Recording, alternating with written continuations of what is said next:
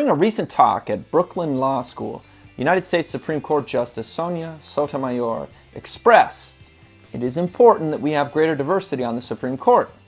And I, for one, do think there is a disadvantage from having 5 Catholics, 3 Jews, everyone from an Ivy League school.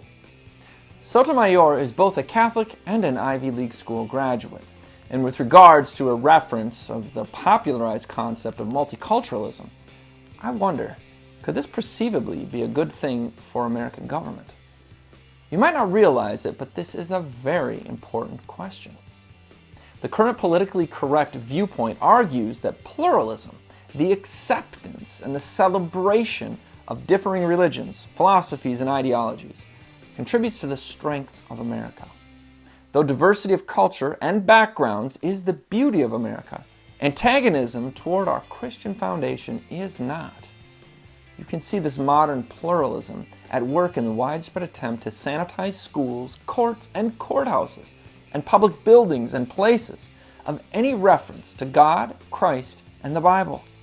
This agenda is based on the notion that we are a more stable, prosperous society because we embrace diversity, toleration, and acceptance of anything and everything. But is this true? Those who founded and fought for our American culture and our American form of government didn't think so. In fact, they had a very different view. You are probably familiar with the name of Samuel F.B. Morse. He was the inventor who developed the Morse code. But his father, Jedediah Morse, was a pretty famous person as well. A Yale graduate, he was an educator who is still known as the father of American geography. Here's what he said about the importance of Christianity to the culture and the administration of government. To the kindly influence of Christianity, we owe that degree of civil freedom and political and social happiness which mankind now enjoys.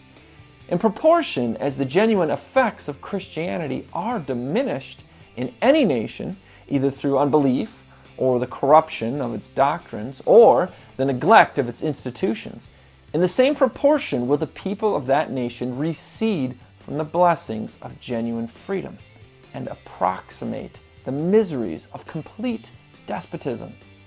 Was Jedediah Morse right about this? Asked another way, how is this multiculturalism working out for our culture? As we see the role of Christianity diminished in our country, as we see our institutions abandon or corrupt its doctrine, are things getting better or worse for us? When we eliminate biblical standards, when paganism or immoral philosophies of other religions are considered protected, do we have greater freedom? If Morse was right, America is in trouble. Now, our founding generation fought and died for something greater than this. If we now believe that there is nothing that is wrong, then what did they fight against? And what did they die for? Or did they know something that we have forgotten? Psalm 33:12 reminds us, as it informed them, "Blessed is the nation whose God is the Lord." This is Jake MacAulay with the Institute on the Constitution, bringing you the American View.